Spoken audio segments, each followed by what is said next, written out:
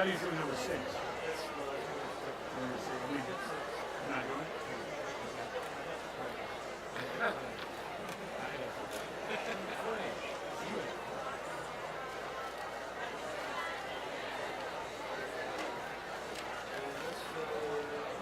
Not doing it?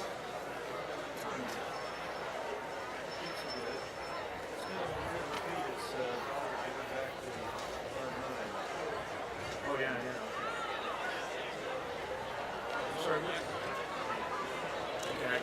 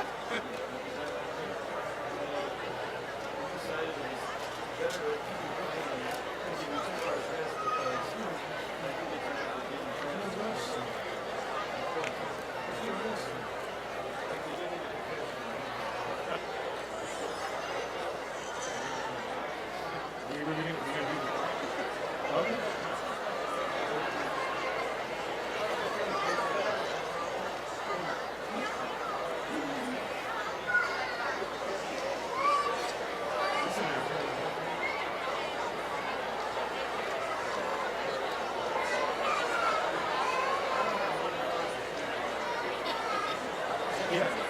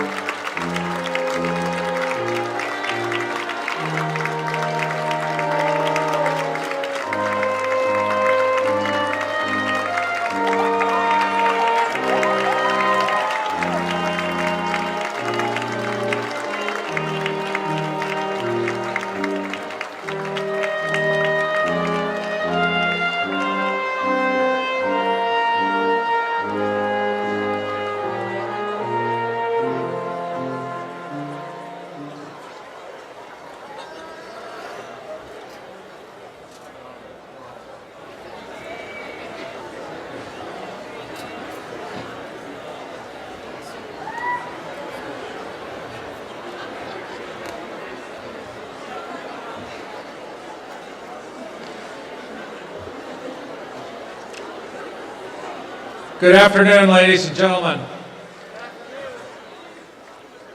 My name is Wayne Drinkward, Harvey Mudd class of 1973 and chair of the Board of Trustees. It's my privilege to welcome you to the 60th commencement of Harvey Mudd College. The commencement's now in session. Before we begin, I'd ask that you stand as we listen to the national anthem as presented to us by members of the graduating class.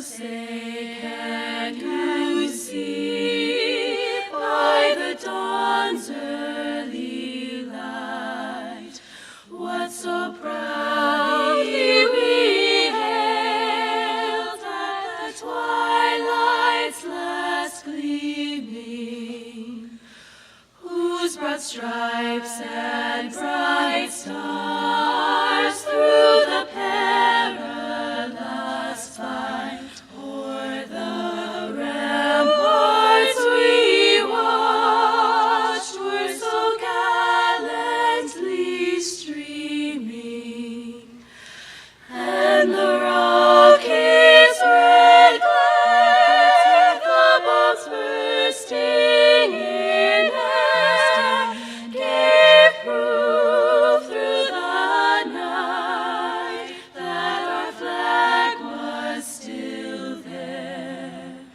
Oh, say, does that star-spangled banner yet wave o'er the land of the free and the home of the brave?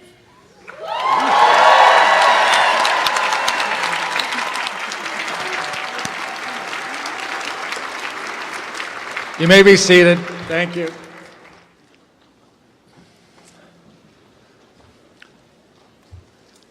We're gathered here today to celebrate the completion of a rigorous academic curriculum administered by the faculty and successfully completed by the class of 2018.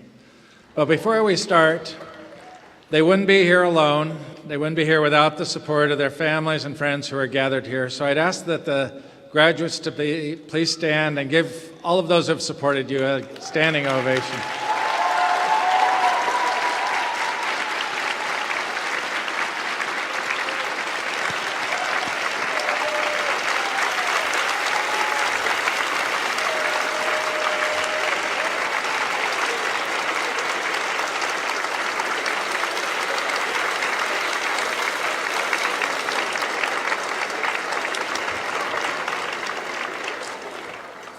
Thank you. And now it's my privilege to ask to the podium the president of Harvey Mudd College, Dr. Maria Klebe.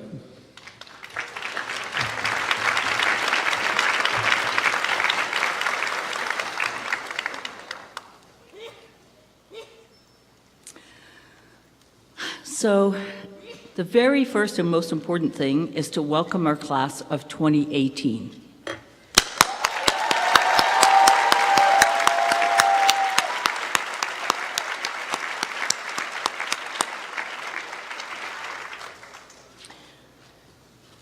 And then let us also recognize our trustees, administration, faculty, alumni, staff, and students, and parents for their involvement in HMC, which makes today's ceremony possible.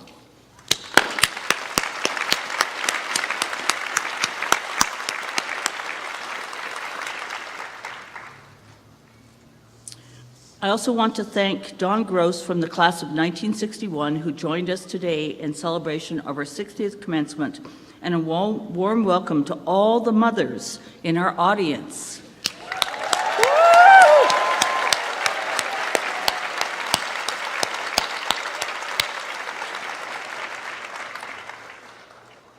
Now, the first thing we always do in our commencement ceremony is to award the Henry T. Mudd Prize.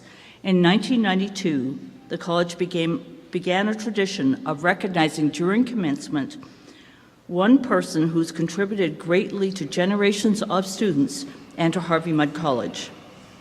The first recipient of the Henry T. Mudd Prize was President Emeritus, Professor Emeritus, and Trustee Emeritus Joseph Platt. By tradition, the selection of the awardee is done in secret, and the recipient is not informed until commencement, and in fact, until a couple of seconds from now. The honoree will receive a $6,000 award, $3,000 of which is designated for use within the college at the discretion of the awardee. The citation reads, "For his exemplary service to Harvey Mudd College and to our students for nearly 16 years, during which he served with dedication, kindness, compassion, and collegiality, for his selfless dedication to the mission, quality, and overall good of this institution, for his supportive leadership both in and outside of the classroom, and for his dedication to the intellectual development, emotional well-being, and all-round success of each student." And I do realize at this point the only clue you have is it's a faculty member and it's a male faculty member. So that's narrowed it down a whole lot.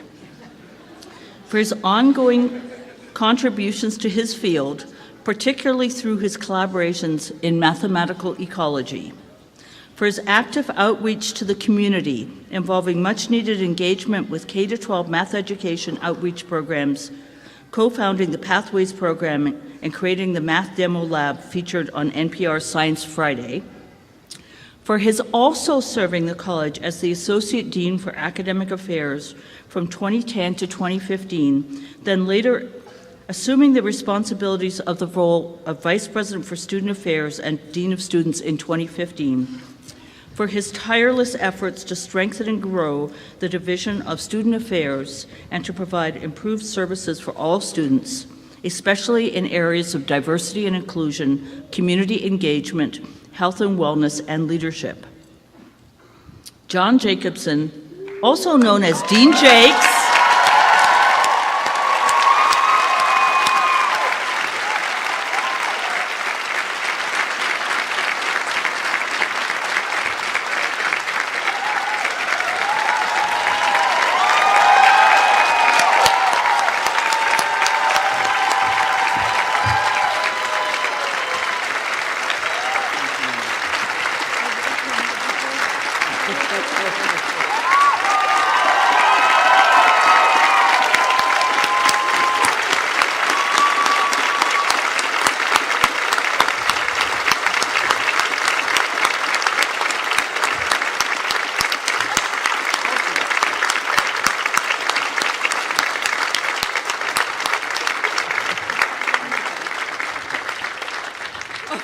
in 12 years, never have I been unable to complete reading the announcement.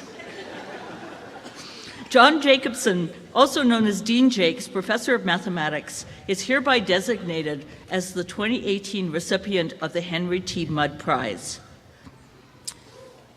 Congratulations, John.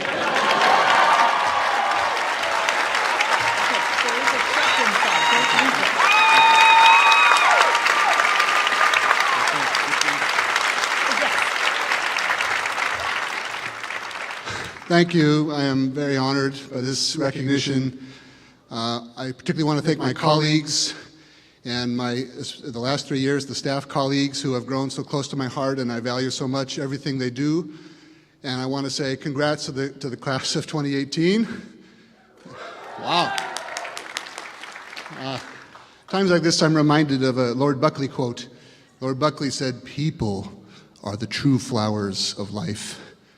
And it has been a most precious pleasure to have temporarily strolled through your garden. So congratulations, grads, and thank you very much.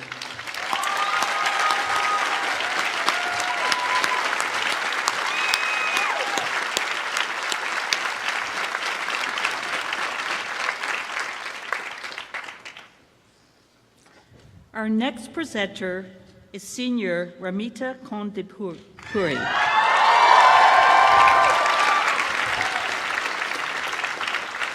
Ramita has grown up in San Jose, Bangalore, and Singapore.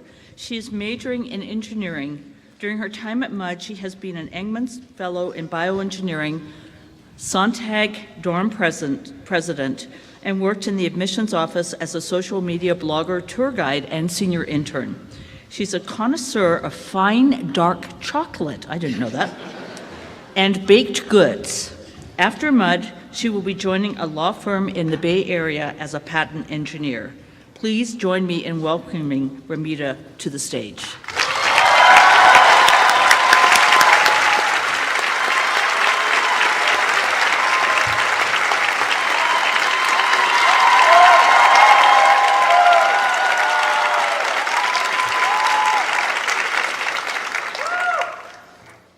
Welcome to Harvey Mudd College.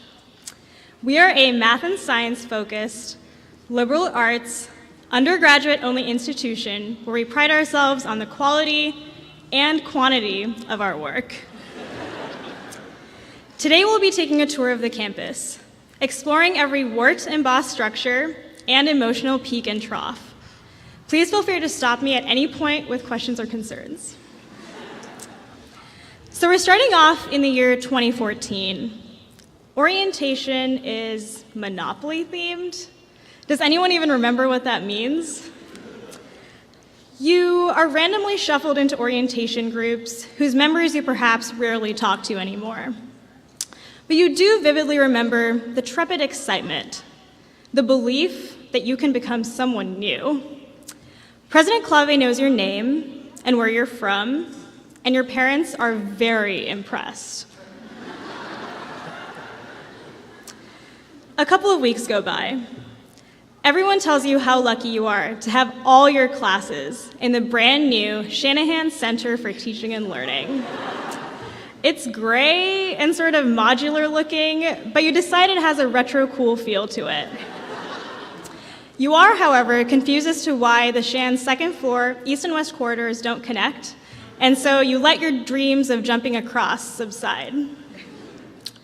Special relativity lecture is really cool, and you really want to be able to understand all of it, but it's ever so slightly out of your grasp. Time dilation and 3/5 the speed of light are terms you can use intelligibly in a sentence, but you hope no one asks you for more. Upperclassmen keep repeating, pass, fail, frosh, until it blends into the background. So on days that you do just want to watch Mad Men or attend a West party, although remember there are no fires back in our day, you tune back in and you hope that your chance at a high pass isn't eliminated tonight. Spring semester 2015. You venture into Olin Science Center many times a week, Bio 52 office hours. As you go up the elevator one floor, you think about the mice in the building, flies, bees. Someone once told me that Prof. Adolf and Prof. Bush smile rainbows and unicorns, and I can't unsee it. You meet your HSA advisor. You find your non-math, non-science sanity check. Prof. Balsero gives you many much-needed hugs. You learn that econ is not a STEM field.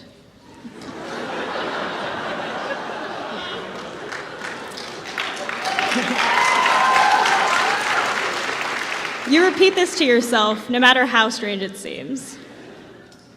Do you remember the amazement when you learned that the rectangular prisms outside of Shan were skylights?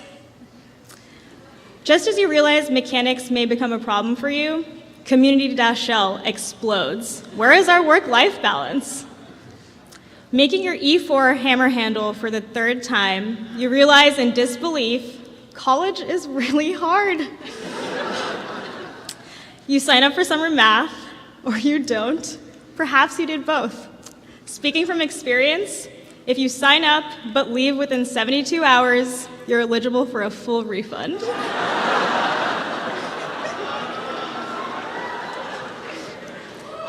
Fall semester 2015. All the engineering profs are really excited for this last session of Old Stems. As evidenced by Prof. Spute's renditions of High School Musical, Prof. Clark's Canadian accent. You feel this incredible urgency to declare your major, as though the inspiration for your decision will slip away if you don't capture it at that exact moment. You finally find the library, and you make a commitment to attending pits or brunches on Saturdays for toasted bagels and jalapeno cream cheese. That's important. Spring semester 2016. The first time that engineers are really spending all their time in all of Parsons. But non-engineers stop by for tea and coffee too. But really, everyone is spending way too much time in labs. E80, PChem, Modern, Bio, CS70. I'm sorry if I'm missing any. But we all know sleep is a hot commodity. I'll come clean. While I was trying to fend for myself, I couldn't handle a flask of rabbit corneal fibroblast cells. And I'm sorry, Prof. Orwin. The fall 2016, spring 2017 academic year, a hard one. Tristan and Willie pass away. I learned what it means for Mud to really care, what it means to be a part of a community. But school goes on, a concept I found really hard to reconcile with, even though I didn't know either of them well. The Wabash report is released. By this point, there's so much sadness, confusion, uncertainty, pain, suspended school, but once again, we realize we're in it together. People abroad are really thankful to be gone, but school does go on. You still have an E85 final. That's the best kind of normal that can exist. Fall semester 2017. It doesn't really sink in. Grad school essays, job applications, it's like reliving senior year of high school with more finality. You get a few more lackluster grades. You like to think you're immune these days, but it stings your ego a tiny bit every time you look at your transcript. Spring semester 2018. Think of a time when you're in the middle of a problem set, it's 3 a.m., you're hungry, but Jay's is closed, you want to give up, but you can't afford to let the homework grade go. Can you picture the moment I'm talking about? Now move forward a couple minutes.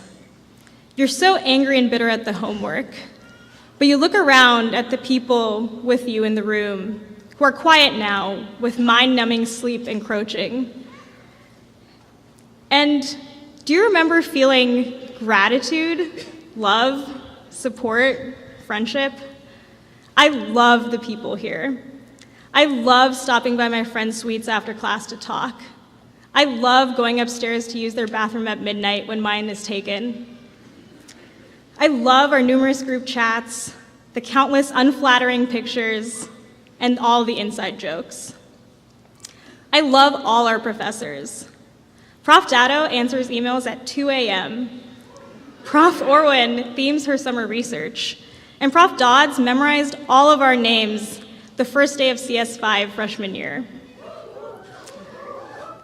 I'll really miss the admissions and financial aid office, a place I've spent so much of my time for the last 4 years, and the reason we are all here today. All the staff who work at offices at Platt, the Hawk, Cafe, Jay's, and F&M who make sure our lives can be as comfortable as they can be.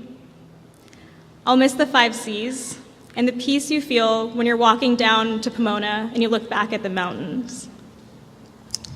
We've gone through so much. We've felt pain and sacrifice, some of us more than others, in more ways than I can comprehend. At the start of the summer of freshman year, I packed my bags really efficiently because I thought I was leaving and never coming back. I wanted to stop and cry during the 12th hour of a problem set way too many times. I've failed many tests, and thank you to all our advisors for dealing with those academic advisories. I want to continue to acknowledge this adversity, which isn't unique to me at all, even while I stand up here and think about how much I love Harvey Mudd College. I think when you can still love a piece of a place so deeply, even though you've been through the most grueling of times, you realize we're strong. You realize we can do anything. And with that, I want to say congratulations. We made it through Harvey Mudd College. and we're the class of 2018. Thank you.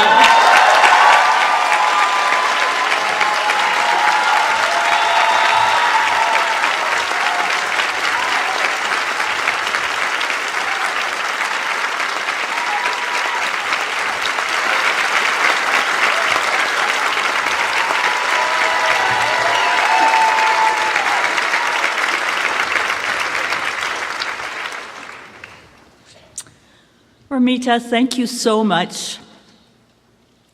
That was amazing.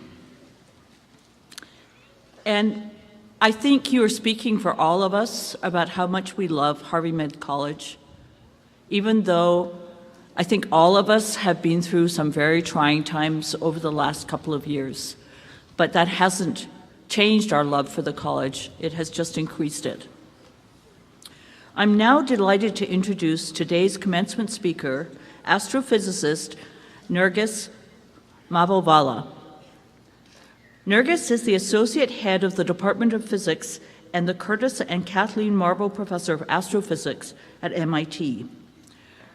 Her research uses the Laser Interferometer Gravitational Wave Observatory, LIGO, or maybe LIGO for short, to detect gravitational waves following astronomical events. She was a leading member of the team that in early 2016 made history when they detected gravitational waves from the collision of two black holes. The results of their experiment confirmed the final prediction of Einstein's general theory of relativity and introduced a completely new method for observing the universe. In addition to her work on gravitational wave detectors, Nergis has conducted pioneering experiments on exotic quantum states of light, as well as laser cooling and trapping of large objects, which makes it possible to study the weirdness of quantum mechanics in human-scale systems. I love that, the weirdness of quantum mechanics. Nergis received her bachelor's degree from Wellesley College and her PhD from MIT. She was a postdoctoral fellow and research scientist at Caltech before joining the physics faculty at MIT in 2002. She has received numerous honors, including a MacArthur Genius Award in 2010.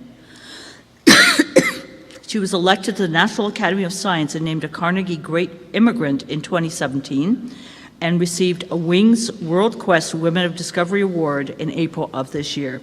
Please join me in giving a warm welcome to Professor Nergis Mavovala.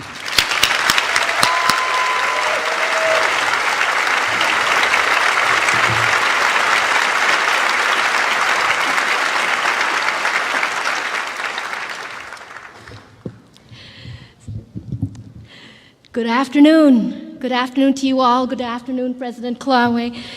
Good afternoon, faculty and staff and trustees, and most of all, guest of honor. Good afternoon to you, the class of 2018 at Harvey Mudd College. And let's not forget the other very important people out there. Hello, parents and families. Okay. And to all the mothers among us, where would we be without you? Extinct. So a very happy Mother's Day as well. Okay.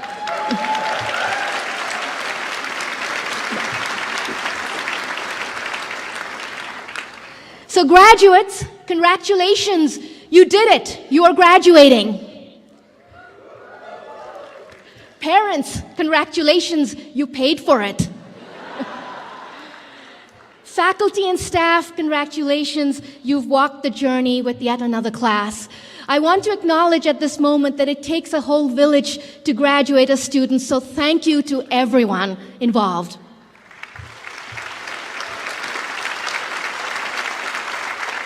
Now, as you heard, I'm from MIT. For those of you who pay any attention to MIT, you might think that MIT aspires to be the Harvey Mudd of the East. And for good reason. Mudd captured the Caltech canon 20 years before MIT managed to do it.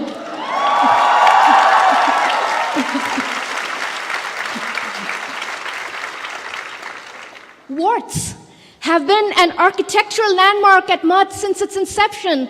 It took MIT decades to come up with an affectionate name for one of its buildings. We have a three-dimensional cubic building that we call the Waffle House. Okay.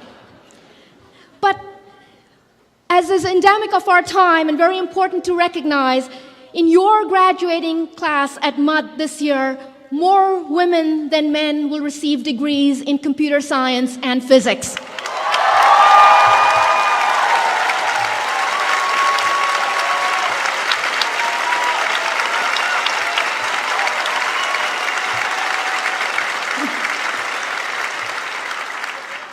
That beats all the national averages and certainly the numbers at MIT. Once again at MIT, we will have to work hard to catch up with Harvey Mudd.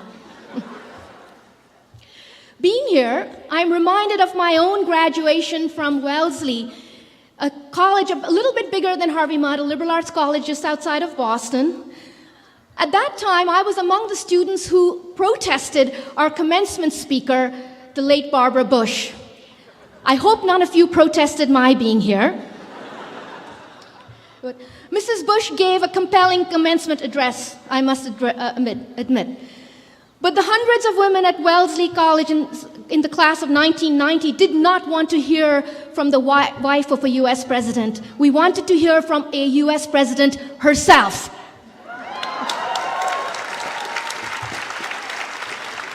While we haven't broken that highest glass ceiling yet, here at Mud, President Klawe and colleagues are doing their part to shift the needle ever closer to equity in our society.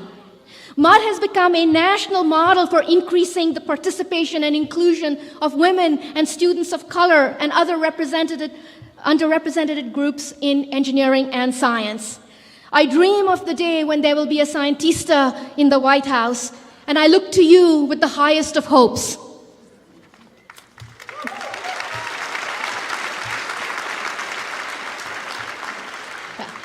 Now, I believe I stand before you today because of my role in a major scientific discovery. I could not think of any other reason why you would have me here. So for nearly 3 decades, I have worked on the search for gravitational waves, and I've had the incredible privilege of being part of the discovery team, along with hundreds of collaborators. Gravitational waves were predicted by Einstein over 100 years ago. They are emitted when stars collide. But they are also very faint. They're so faint that Einstein himself dismissed them as having no practical purpose. They are so faint that it took us decades to have the technologies sufficiently sensitive to detect them. In 2015, when the first gravitational waves were observed, their detection changed how we humans observe the universe. It did. For millennia, the universe has been a movie playing out before human eyes, and over the last few centuries, playing out before increasingly more powerful telescopes. But we've always used light to look out into the universe. Until now, it was a silent movie. It involved only our sense of sight. With the discovery of gravitational waves, we have finally enhanced that silent movie with sound. We can now hear signals from objects in the sky due to their gravity, hence the name gravitational waves. We have begun to detect some of nature's most spectacular audiovisual displays, and we even observe objects that give off no light. We have opened a new window into the universe. To detect gravitational waves, the discovery instruments, called LIGO,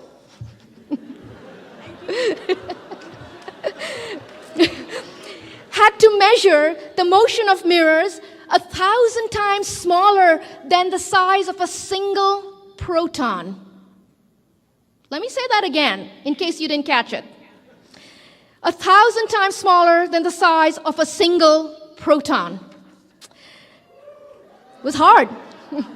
I'm proud to say that I've spent the bulk of my career on designing and building the experiment that was capable of such mind-boggling precision. But it wasn't always so.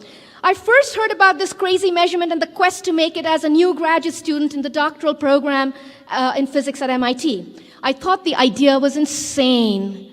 I thought it could never work. But the possibility of being part of such an unimagined discovery was too compelling to not give it a try. Of course, I did not know that try would take nearly 3 decades. We detected our first signals in 2015, 25 years after I started my PhD. Thankfully, my PhD did not take quite that long. Now I have to confess something to you. If I had known it would have taken that long and been that hard from the outset, I might not have embarked on this quest. I definitely didn't plan the trajectory that life took me on. So let me take this moment to share with you and reassure you, if you haven't planned out the rest of your lives on this, your graduation day, that's okay. It's good even. And it may help to realize that although this big happy day is called commencement, it really isn't the start of something new and scary. Think of it as just a particularly happy, fun day in a journey you've already been making. It's part of a project you've been doing almost since you were born and will continue to do, your personal education. Okay? And I bet you your education began long before you arrived at MUD. Certainly for me, and perhaps some of it wasn't even in school, and certainly for me that was the case. So one of my very formative experiences that led me towards a career in science was repairing bicycles in Karachi, Pakistan, where I grew up. When I was about 10, I inherited an ancient bicycle from my cousin. It was this rickety old 3-speed Raleigh with ball tires and no brakes to speak of. It needed a lot of care to get it going, and in fact, it took endless tinkering to make it hum. And you all, as part of the STEM world, would agree all machines should hum, right? So I could not pay for repairs as a kid, so the man at the bicycle shop down the street from my apartment building taught me how to fix my bike. If I needed parts, he let me have them in exchange for my labor helping him fix other people's bikes. Next door to the bike shop was an electrician's shop. I wanted a bike lamp, so the electrician taught me how to wire up a dynamo. Do any of you know what a dynamo is? It's an electric device that works from mechanical work. You pedal your bicycle and the lamp lights up. These two men in an urban shanty town who had little formal education themselves probably never thought of themselves as teachers or educators. And yet they taught me electronics and mechanical skills that I never could have achieved in school at that age. A little over a decade later, I was a new graduate student at MIT, interviewing to work with Rainer Weiss, one of the co-founders of LIGO. I started out the conversation by telling Ray about all the fancy classes that I had just taken in physics. Ray was completely unimpressed until I told him I knew how to fix bicycles. I joined the quest to detect gravitational waves that day. So, now I don't want to leave the impression that school is not important. It is. But even in school, learning can come in unexpected places. My high school chemistry teacher, Mr. Ranjit, would allow me to go to the lab during recess and after hours to make creative chemical concoctions. In those hours, I learned to make stink bombs, colorful fireworks, and even some explosive reactions that would really make any less adventurous teacher cringe. But not Mr. Ranjit. As a former student activist and freedom fighter in his native Sri Lanka, he had been around a few explosions and also knew a recipe or two. These escapades sparked my lifelong interest in exploring in the lab. They also shaped me as a teacher and a researcher. Along with my students, I have learned to explore the unknown, to take risks, and pay attention, to fail. Quite a lot, actually. Even in failure, I've learned that clever ideas can bail us out of the messiest pickles. And in fact, the messiest pickles are also the source of incredible creativity. So never be afraid of a messy pickle. I've also learned that clever ideas are everywhere. And I really do mean everywhere. That may be one of the profoundest lessons I've learned outside the classroom. All around us, look around each of you to your neighbors. There is untapped brilliance that does not find expression due to lack of opportunity and due to our own myopic ideas. Ingenuity and excellence are all around us. We just need to look with our eyes wide open. And we will never achieve our full potential for success if we don't bring into our institutions the tremendous talents among people who may be very different than ourselves.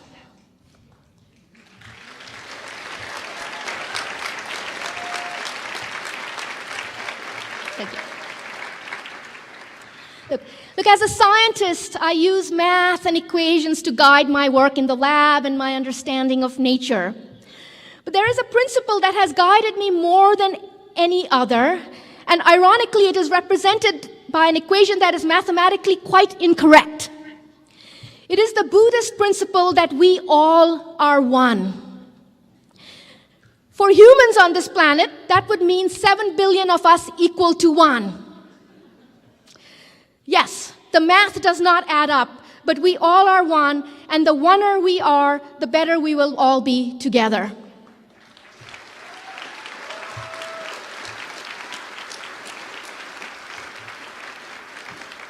That was certainly true for the discovery of gravitational waves, which required collective ingenuity and teamwork.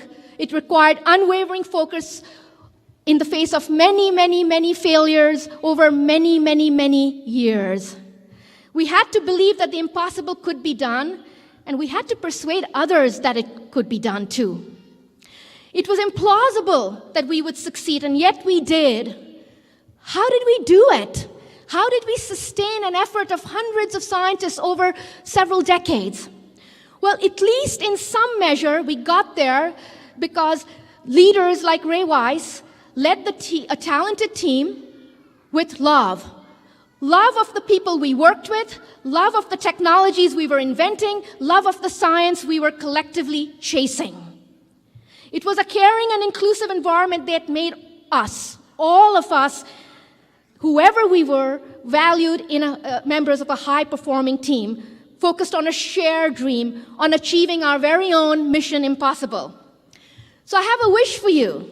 I hope that in your careers, each and every one of you will experience the oneness of teamwork and the euphoria of breakthrough, and that you'll hang on to the lure of those even when the daily struggles seem overwhelming. It can happen to every one of you, and I hope it does.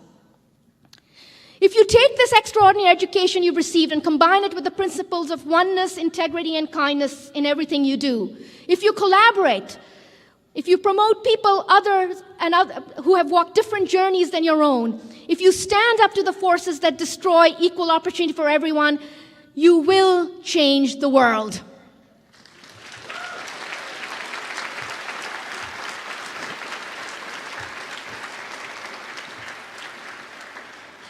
If you embrace difference, you might run into a person like me.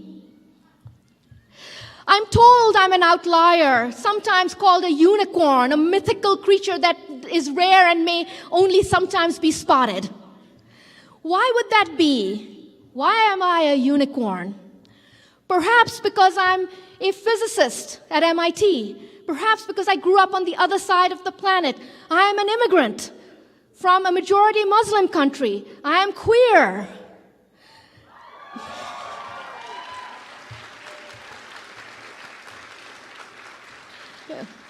This unlikely combination of identities is important to acknowledge at a time when immigrants, women, people of color, LGBTQ people, Muslims, and even the fact-based community are under attack.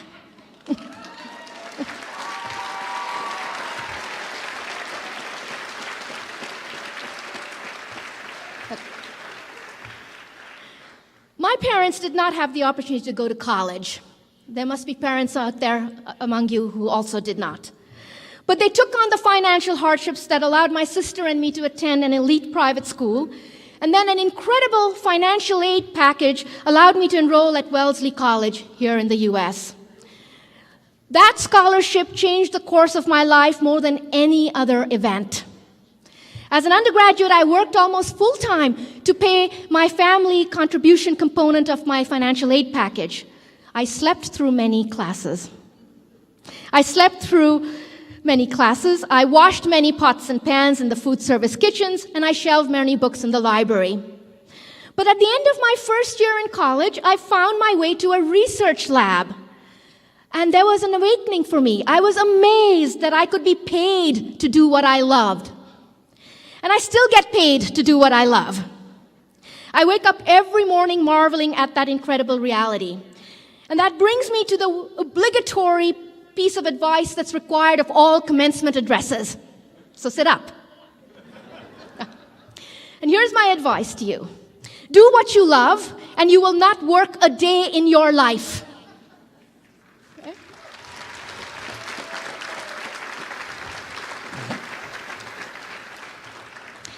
But before you take my story as proof that our system is perfect, let me say that to do what we love is a rare privilege, much too rare. The individual opportunities and openings that came my way mattered a great deal, and they made a huge difference in my life. I'm one of the lucky few who managed to grab the opportunities that came my way.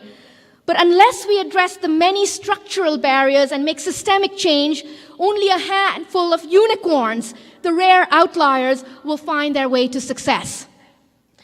In our institutions, our jobs, our communities, we can do better, we must do better, and I know you will do better. At a time when tribalism is on the rise, as the gap between rich and poor grows ever wider, as the health of our beautiful planet and our home is more threatened than ever, your generation is going to fix all of that.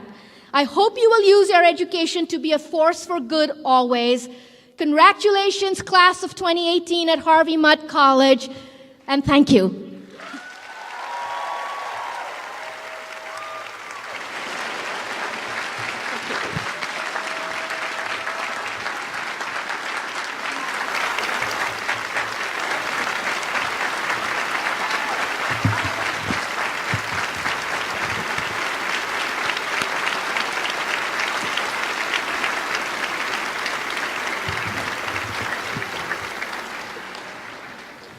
Well, thank you, Dr. Mavala. That was terrific, and I appreciate your story, your research, your inspiration. And now to the purpose we are gathered here today. Friday, the Board of Trustees received from the faculty recommendations for the granting of degrees to members of the class of 2018. The Board of Trustees unanimously approved those recommendations. And now I'd like to ask Lisa Sullivan to step forward and present the class of 2018.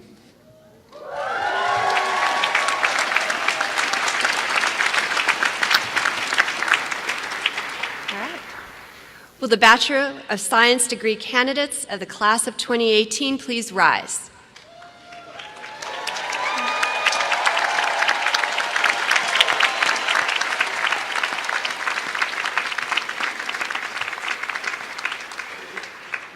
Mr. Chairman, on behalf of the faculty of Harvey Mudd College, it is my great pleasure to present the candidates who have successfully completed the requirements for the degree of Bachelor of Science.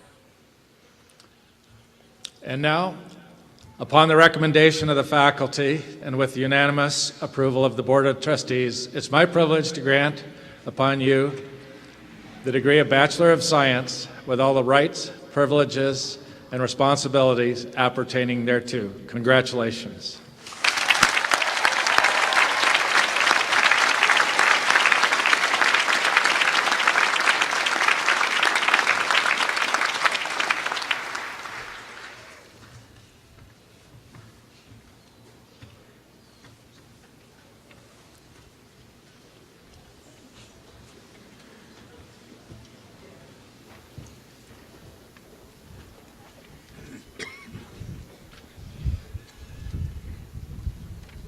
Are we good? Owen Morrison.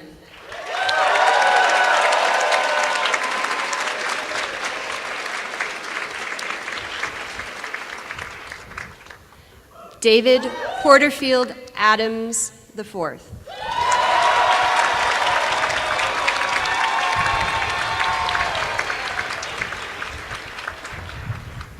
James Michael Adams.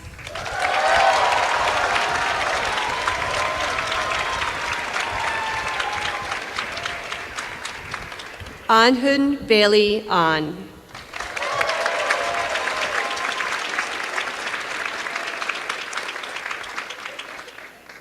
Samantha Parker Andow.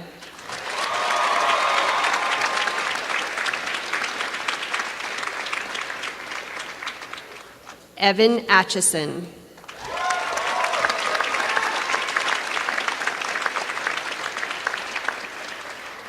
William Hill Balliette.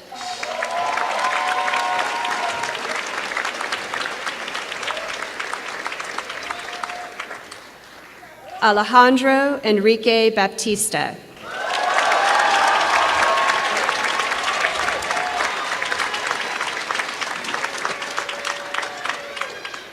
Caitlin Marie Barnes.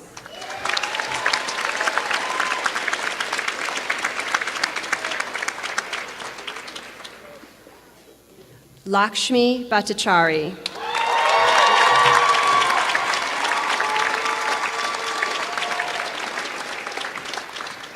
Amberlee Noel Baugus.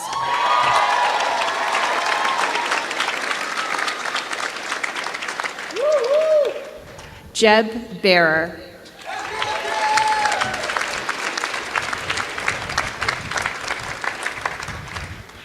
Carla Joy Becker.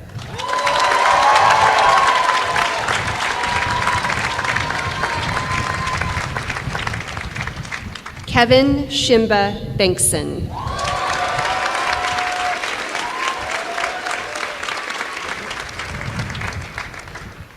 Viviana Bermudez Reyes.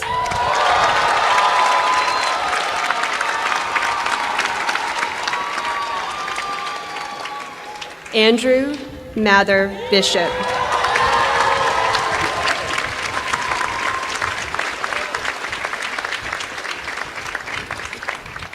Stetson Samuel Bost.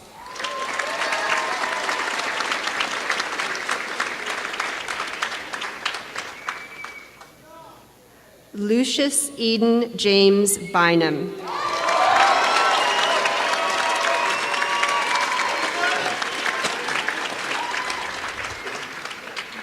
Augustine Laws Calloway.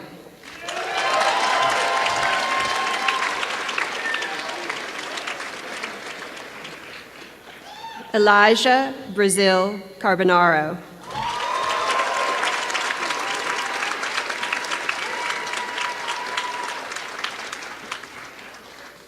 Lupe Carlos IV.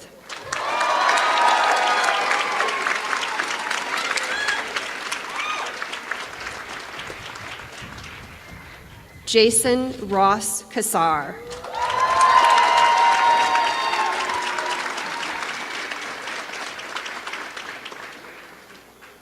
Caitlin Ellen Cash.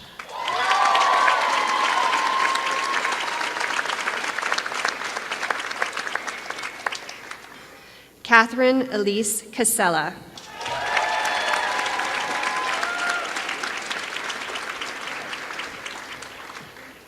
Brenda Veronica Castro.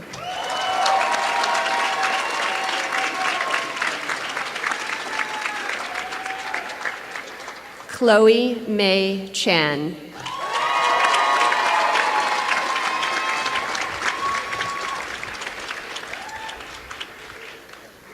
Brian Chaucer Cheng.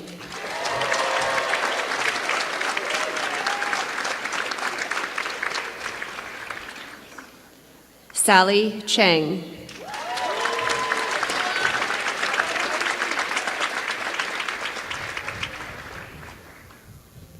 David Chu.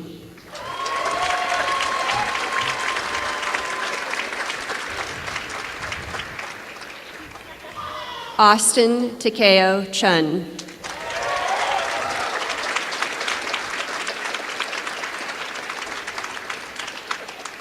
Connor Colombe.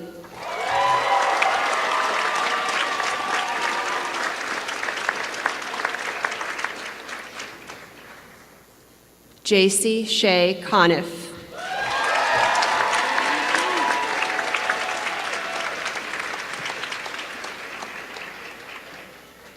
Julia Cosma.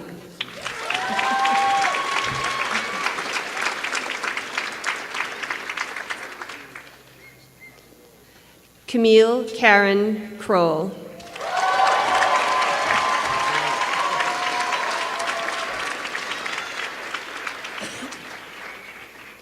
Duncan Crowley.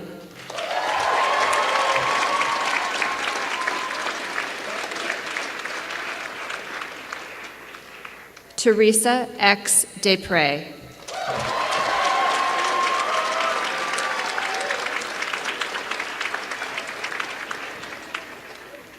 Grace Deal.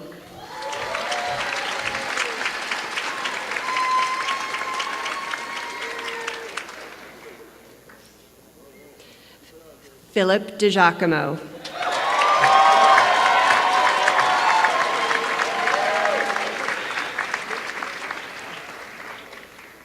Maura Dillon.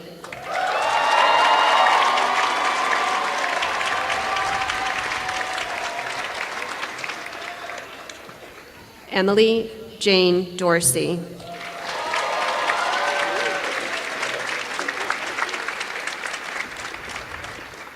Alejandro Echeverria.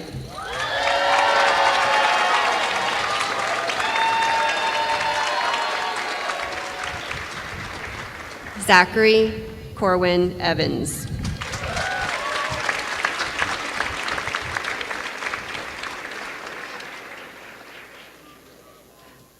Aman Fatapuria.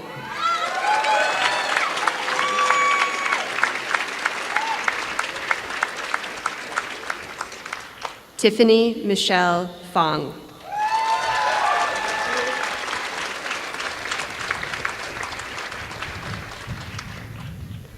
Juliet Foreman.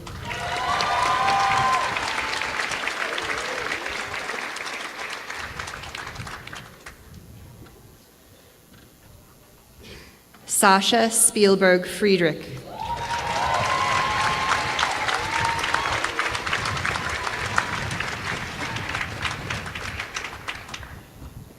Marissa A. G.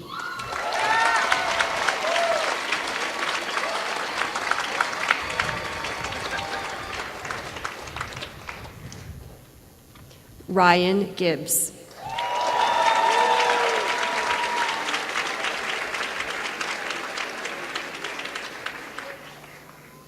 Jose Godinez.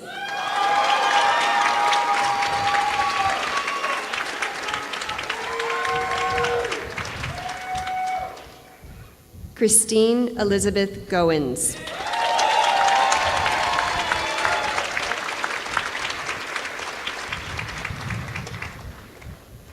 Alex Goldstein.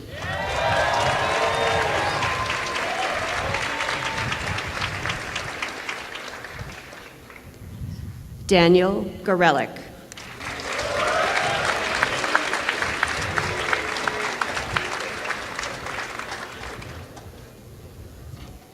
Nicholas Gott.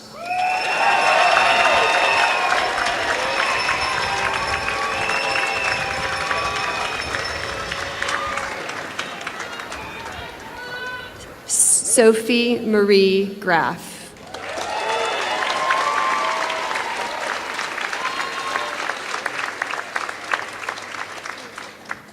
Rilke Griffin Hare.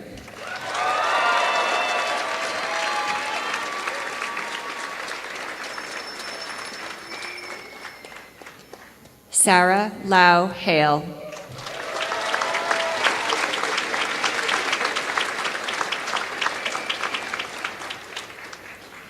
Jennifer Havens.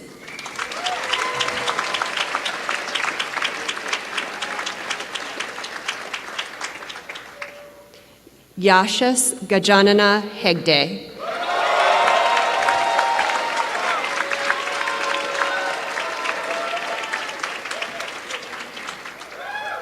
Christopher Richard Hoyt.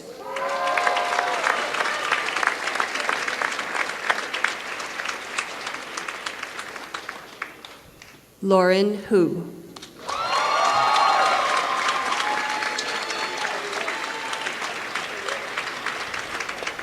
Amy Huang.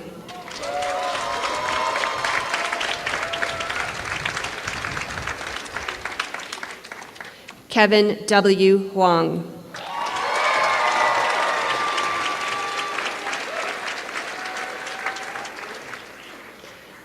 Lam Phuc Nguyen.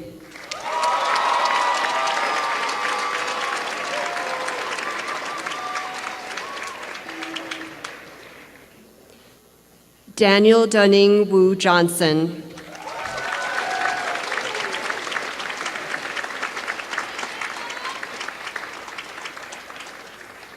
Kimberly Jolie.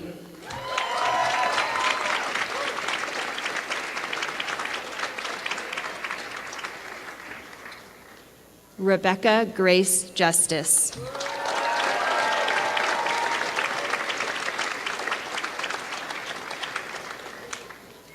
Pratyus Tanun Kapoor.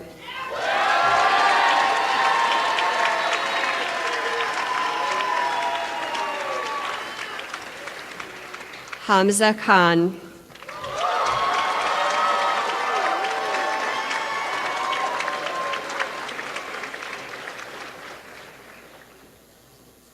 Hamza Imtiaz Khan.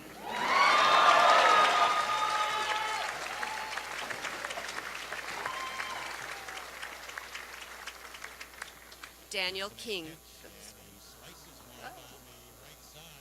Daniel King.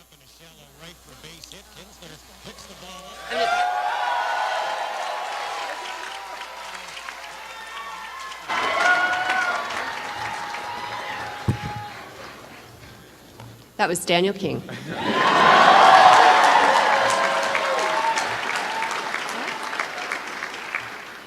Isabel Rebecca King.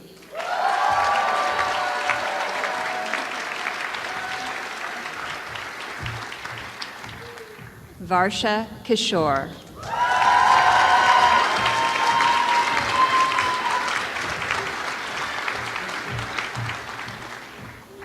Jacob Kanego.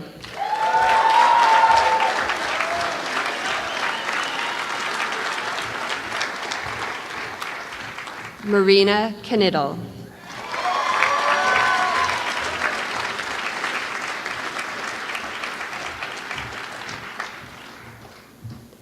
Manu Kondipi.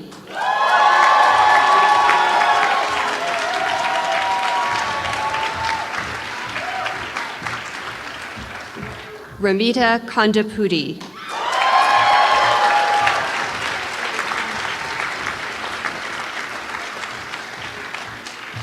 Christopher R. Cochera.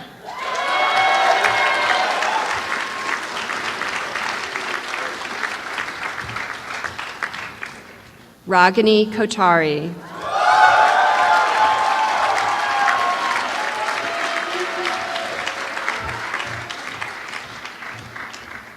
Rachel Kretsch.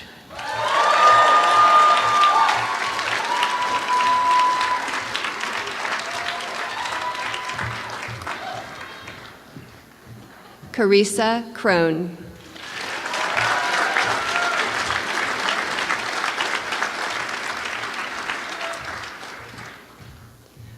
Jonathan G. Kupfer.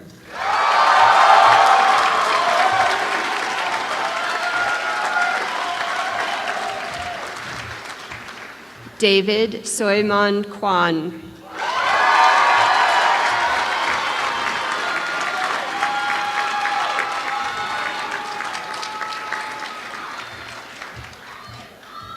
Doran Lon.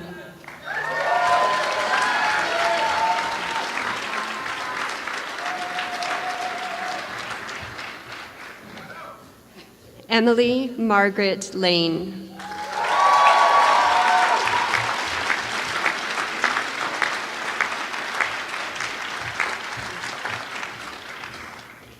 Michelle K. Lanterman.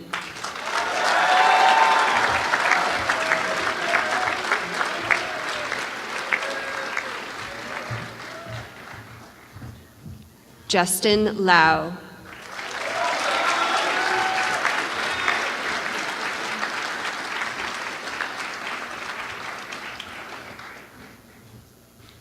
Bella Lee.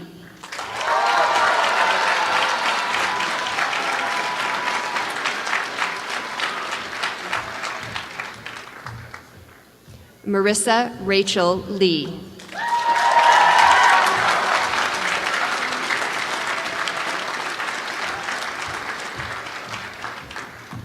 Aurora Jade Leeson.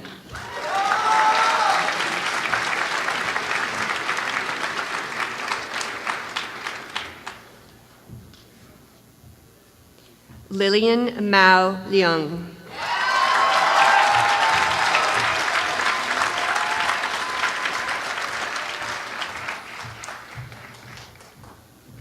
Christine Teresa Lee.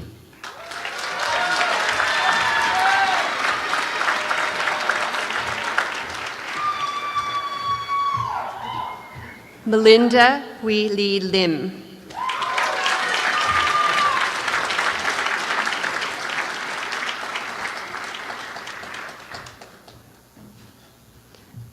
Judy Lin.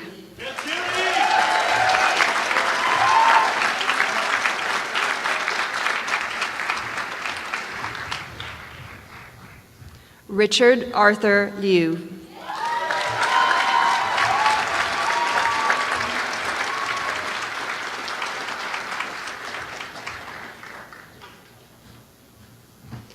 William Alexander Eisler Lloyd.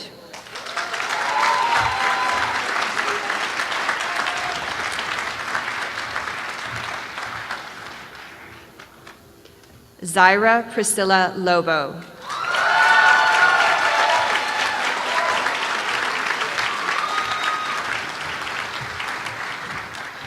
Kemper Ludlow.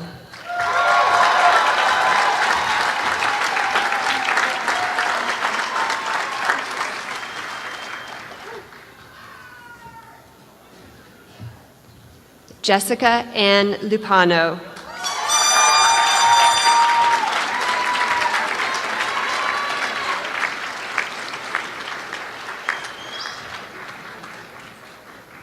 Lupe McIntosh.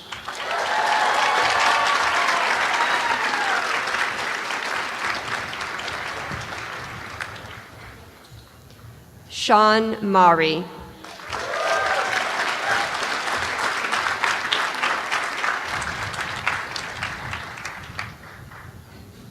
Anjanea Malpani.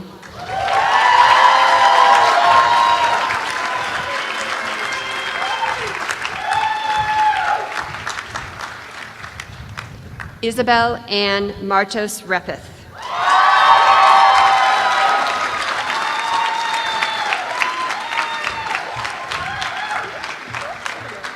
Bryce McLaughlin.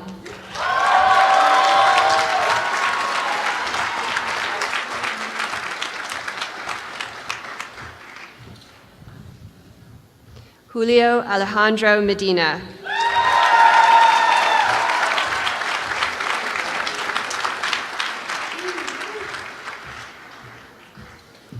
Bailey Alexandra Meyer.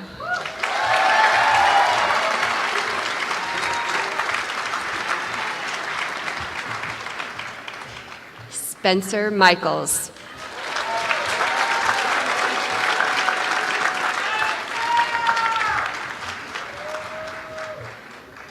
Geneva Elise Miller.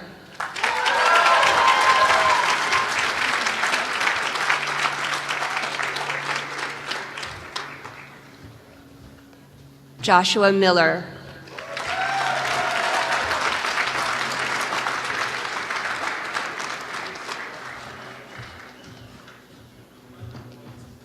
Thomas Morgan Witz.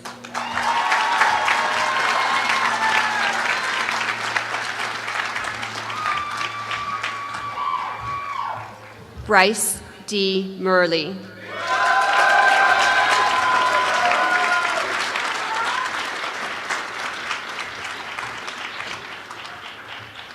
Brendan Armin Murrin.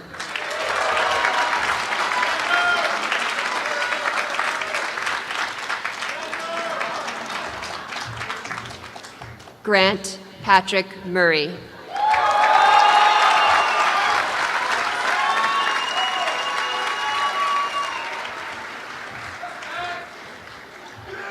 M. Sangeeta Naidu.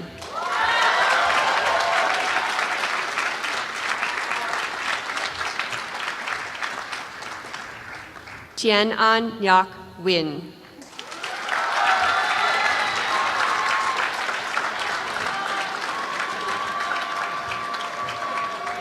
Richard J. Nee.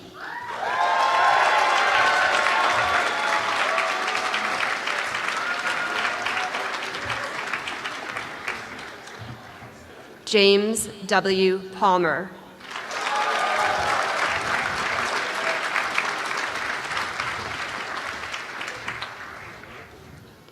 Ricky Pan.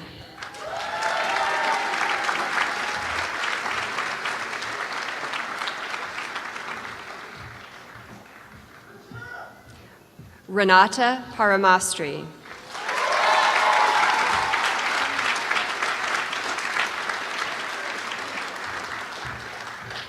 Gabriel Pun.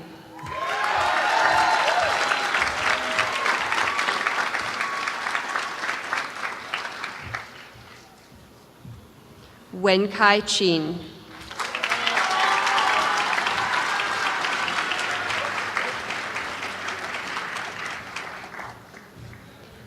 Catherine Inhi Reed.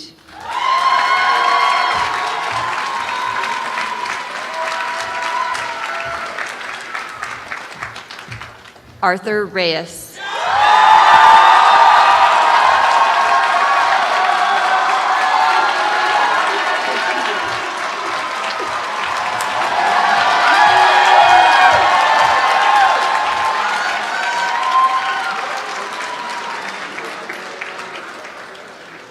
Jasmine May Rizko.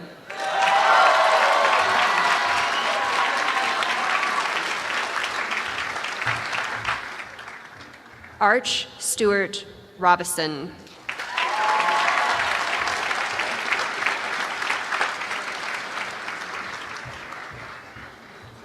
Anthony Rom.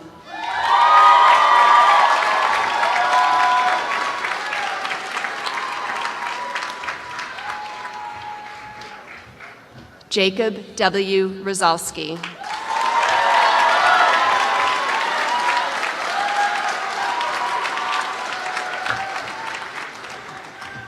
Jacob Roth.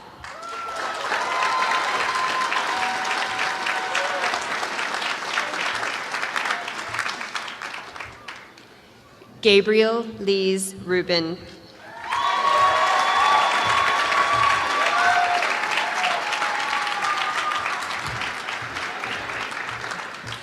Nicholas Skakowski.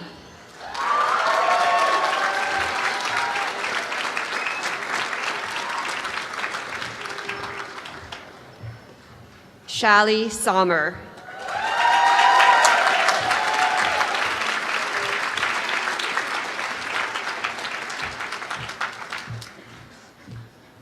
Patrick George Scalise.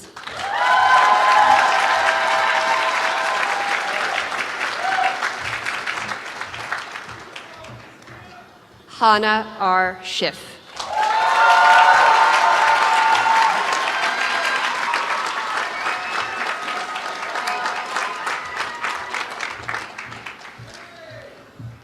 Annalise Schweikart.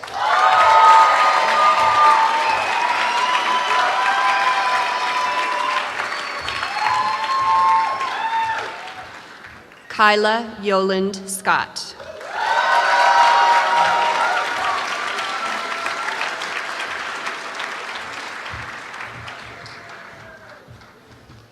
Sarah J. Sedke.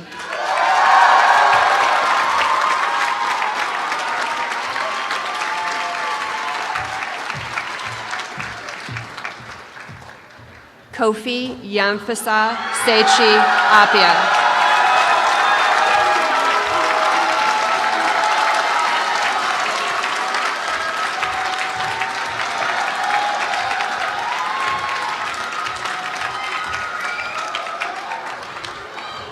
Preti Seshadri.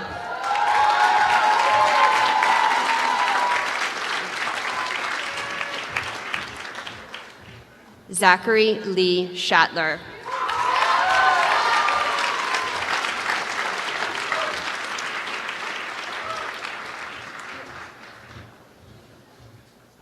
Adam Shaw.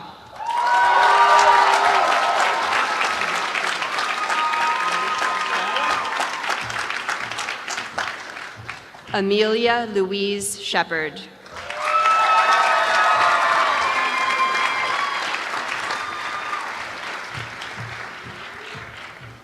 Yasu Shamalis.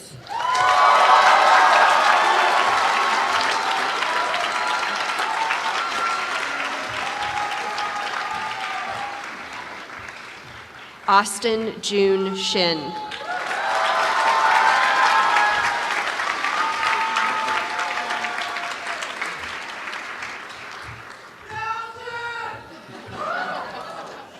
Sarah Silcox.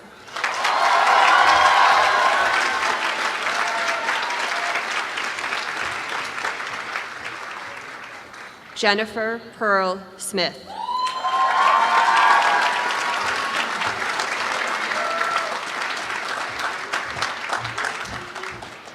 Daniel Jacob Sonner.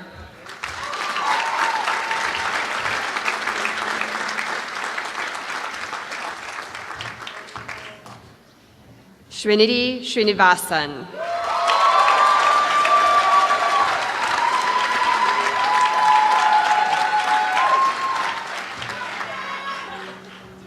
Teal Stannard.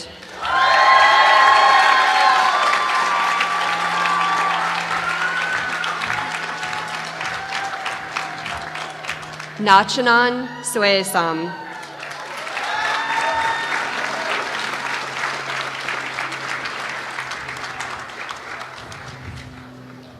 Drew Thomas Semi.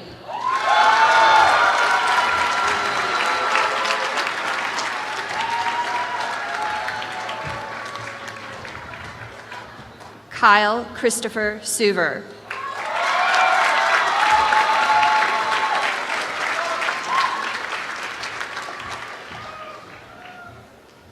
Abby Nicole Tisdale.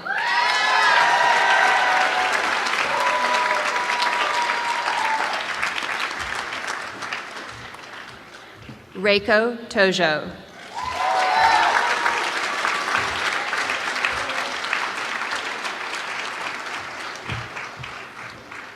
Kim Tron.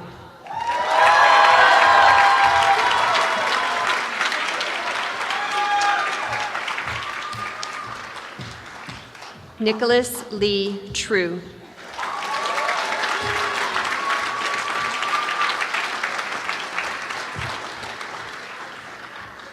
Alexandre Trudeau.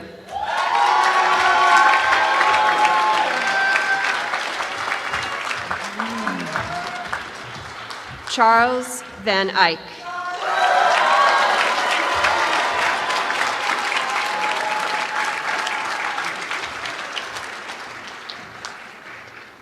Omar Velasquez.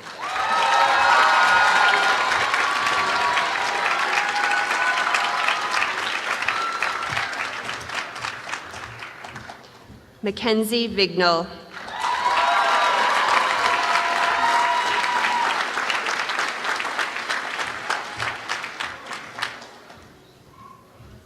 Jesus Villegas.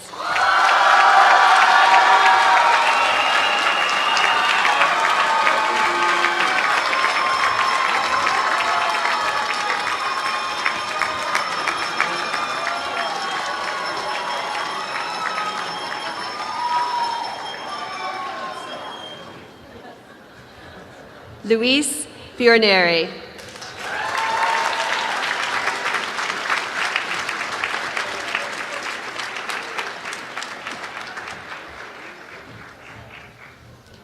Angelica Virrueta.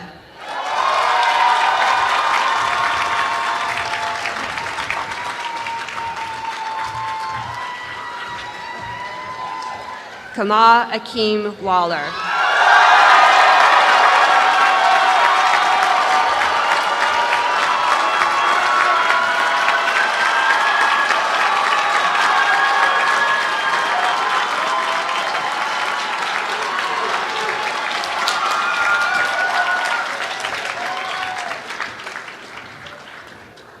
Florence Joanne Walsh.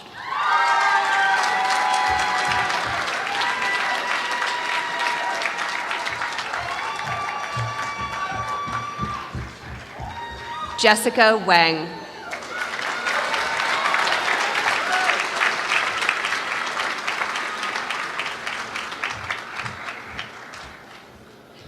Xiaopei Wang.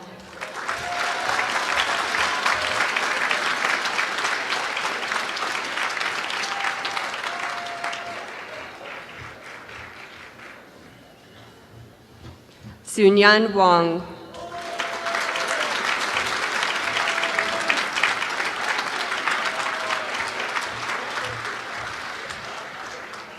Nancy Wei.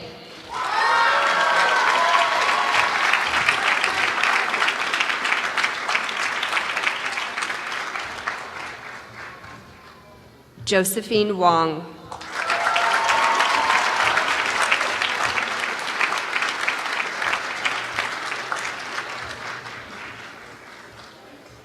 Jane Hong Wu.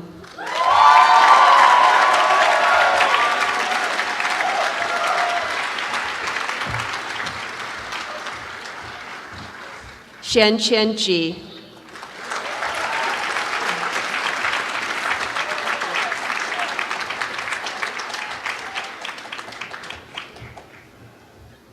Michaela Linda Yaman.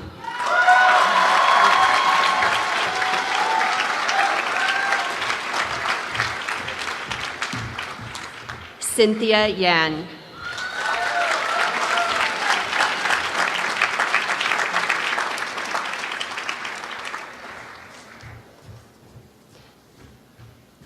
Daipeng Yang.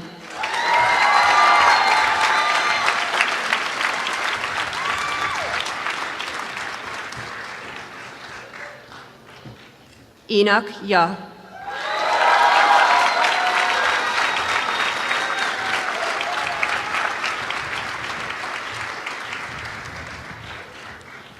Eileen Zhang.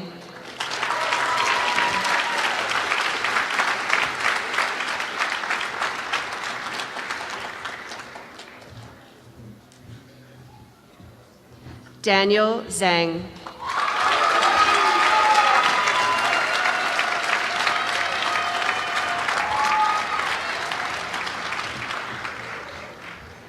Zhenggan Zhang.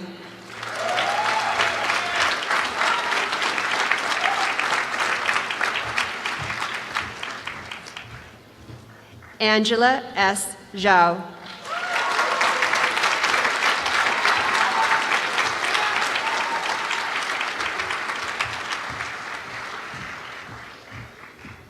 Zhou Wai Wei.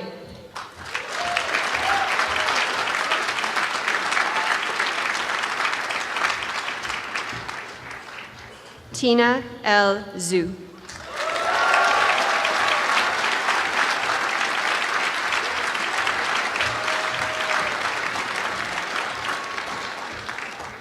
Lee Michelle Norgard.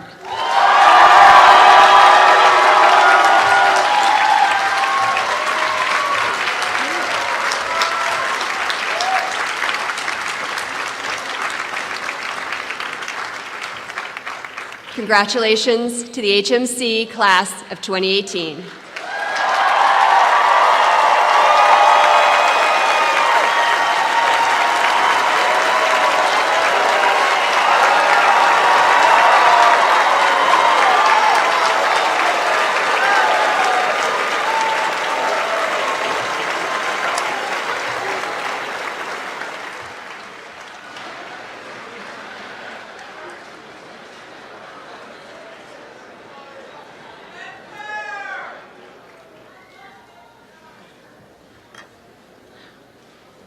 The graduates we honor today have achieved a new status at the college, HMC alumni.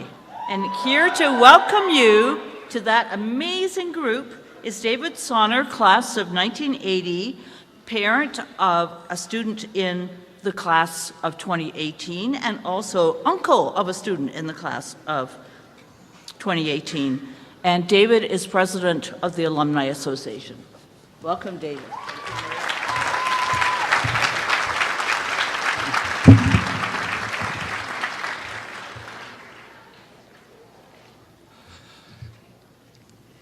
It's with great pleasure that I welcome the class of 2018 into the Alumni Association of Harvey Mudd College. Congratulations on your graduation and on your transition today from students to alumni. My new fellow alumni. I have some good news and some bad news. Let's start with the good news. Over many decades, I've talked with many alumni, and if their experiences are any guide, you'll find that Mudd prepared you extremely well for your future professional life. That's a big part of the reason why Mudd alumni are so successful. In your time at Mudd, you've learned many things in your classes, but equally important, you've learned many associated skills. Those skills include the ability to get along with others while working collaboratively on a project, the ability to manage your time in a complex environment, and the ability to quickly and efficiently master a new subject. In fact, many alumni say that the most important thing they got out of Mudd was the confidence that they could master any subject if they had the time and the will. With the passage of time, I'm confident that you will increasingly value your Mudd education, which has led many alumni before you into successful and rewarding careers some of them including careers that did not exist while they were students. In your future personal life, there will be times of joy and happiness, as well as hard times with loss and sorrow. It's difficult to be well prepared for the hard times in your future personal life. But in your future professional life, I know that you're already extremely well prepared. Mudd alumni have taught at the best public and private universities. They've served in government. They've worked in the best corporations and industry. Many of them have said that they were extremely well prepared for their professional lives in academia, government, and industry. Many of them also have said that they often worked hard after Mudd, sometimes as hard as they did at Mudd, but that no professional job was harder than Mudd. Based on what I saw less than 2 weeks ago when you gave talks and fielded difficult questions at your projects day and presentation days, I know that you are as well prepared for your professional lives as earlier alumni were for theirs. So that's the good news. What's the bad news? The bad news is, in your future, there's no place like Mudd. When you arrived at Mudd, you probably discovered that it was a lot easier to make friends than you imagined, because there were many smart people like you at Mudd who shared many of your interests and passions. When you venture into the world beyond Mudd, it probably won't be as easy to find people like that. Equally important, the friendships you made at Mudd probably are close ones. Many alumni say that Mudd friendships are a little like the close friendships forged in other groups that go through intense experiences together. Like many alumni before you, you worked together on many difficult assignments, and in the process you learned many things that you'll find useful in life. But probably what you'll value the most are the close friendships forged during your Mudd experiences together. Many Mudd alumni will tell you, looking back on their lives, that there's no place like Mudd for making lots of new and close friends. Many of your friendships will last a lifetime if you work to keep them. Of course, as you go through the adventure of life, you'll continue to make friends. As you extend your network of friends, please include alumni. When I graduated from Harvey Mudd College 38 years ago, I thought that most alumni would be too old for me to befriend them or vice versa. I thought that my only alumni friends would be the people I had met while I was a student. I was wrong about that. Over the years, I've made many alumni friends from a wide range of ages. You too soon will discover that age becomes much less important after college. Please don't make my mistake. Don't wait to seek out friendships with alumni from a wide range of ages. In seeking out new alumni friends, you'll discover that older and younger Mudd alumni often help each other. Older alumni often help younger alumni get good jobs and quickly climb the career ladder. They often mentor younger alumni. In exchange, older alumni often get smart, capable, and extremely productive younger alumni to work in their organizations. Because of this symbiotic relationship, it's common to see Mudd alumni clustered in organizations. Currently, there are about 7,000 Mudd alumni. Our Alumni Association provides many ways for older and younger alumni to meet, including through social networking and various alumni events. Our biggest alumni event is Alumni Weekend, which is held on campus every spring. It's a chance for you to reconnect with professors and classmates, but it's also a chance for you to meet alumni from other classes. Among our other alumni events, we've watched concerts in the park in Chicago and solar eclipses from inside the path of totality. We've gone whale watching in Monterey Bay and on learning trips through the Sierras with a geologist. We've traveled to the Galapagos Islands and to Antarctica.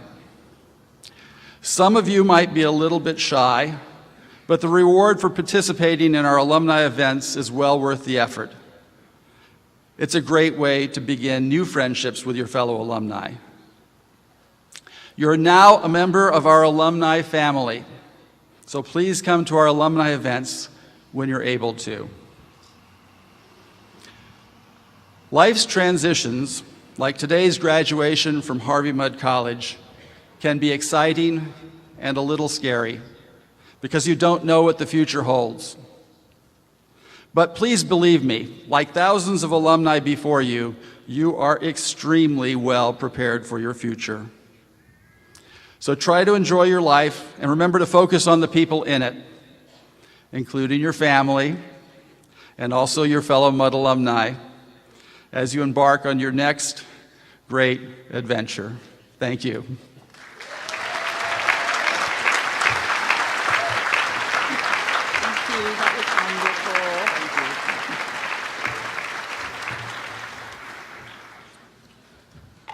So I'd like to start by both congratulating all the mothers here and also apologizing that once again, if you're the mother of somebody associated with Harvey Mudd College, you're probably here instead of celebrating at home. On the other hand, celebrating the graduation of the class of 2018 is also a pretty wonderful way to spend Mother's Day. I know I'm super happy doing it.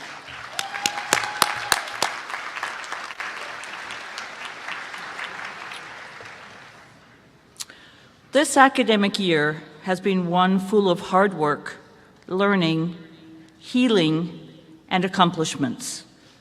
In September, we were thrilled to learn we had been chosen as one of 7 institutions to receive the Academic Leadership Award of $500,000 from the Carnegie Corporation. The award has funded many efforts related to diversity, inclusion, equity, and social justice on our campus. I'm especially happy about our ability to support many faculty and students working on social justice-related research in the coming summer and 2 social justice clinics in the coming year. Throughout the year, a major focus has been a thoroughgoing re-examination of the core curriculum. After an extensive self-study that involved every constituency on campus, we've adopted a set of learning objectives for the HMC core that not only includes the development of an excellent technical toolkit, but also the goal of nurturing our students' intellectual curiosity and joy of learning.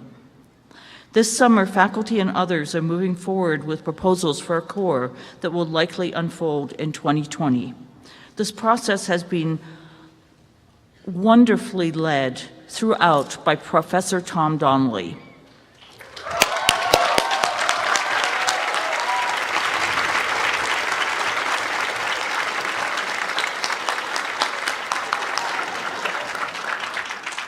Okay, he's very modest. It's hard to get him to stand up.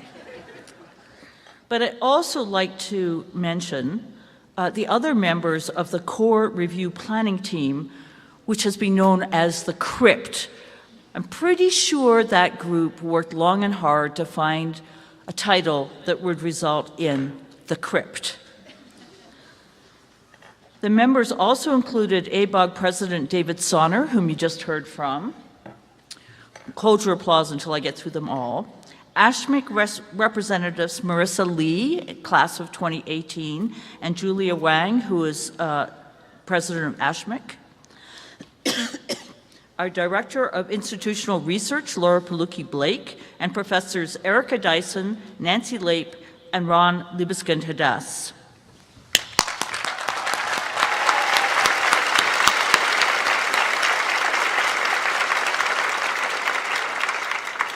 And this spring, Professors Francis Sue and Kathleen Van Hevelen and HMC student Natalie Catanago joined the core revision committee, and they will be continuing to work over the summer, and Professor Donnelly's role is being taken over by Professor Ben Wiederman, who will become the core curriculum director for the coming year. So let's give a round of applause to that group of people as well.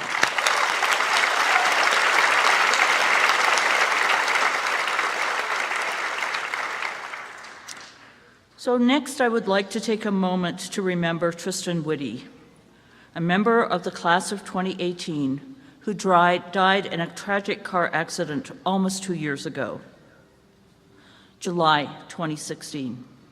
Over the past few days, we've been celebrating Tristan's memory in various ways.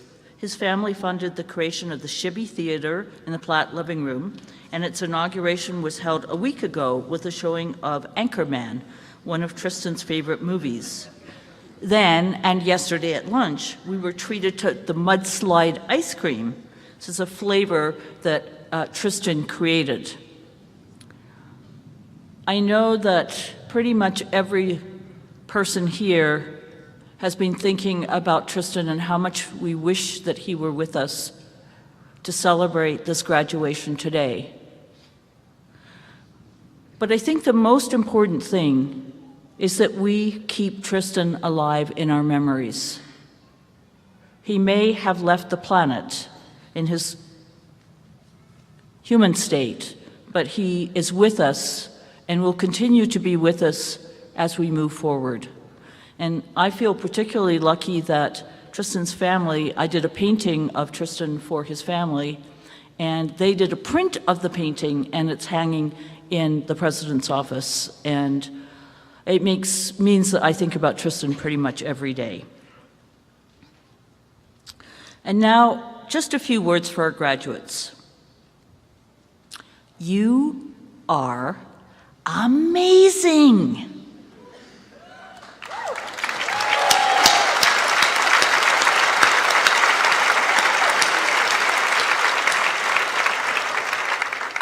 The reason every single person who works at Harvey Mudd College, serves on the board, serves on ABOG, our Alumni Association Board of Governors. The reason we all do it, because we find our students the most inspiring people we've encountered in our lives. And we care more about the education and personal growth of these individuals than anything else. And I have never been at an institution that had such amazing students and cared so much about their students. We feel incredibly lucky to have had you with us for the past 4 more years, and for a few, Art, I'm thinking of you, maybe an extra year as well. We are so proud of what you have accomplished. Your achievements in research, clinics, competitions, and national awards are incredible. But even more incredible are how you have grown as human beings, how you have cared for each other, how you have built relationships across the college, how you have demonstrated what wonderful human beings you are, and you will have a huge impact on the world. Your commitment to helping each other succeed, to understanding the impact of your work on society, while preserving an incredible sense of humor and humility are inspiring. Whether your next step is graduate school, industry, travel, or simply some time for rest and recovery, that's me, you will bring creativity and joy to those around you. Ladies and gentlemen, that completes the 60th annual commencement ceremony of Harvey Mudd College. Will the audience please remain standing and allow the academic procession to exit the site to the back of the tent, that way.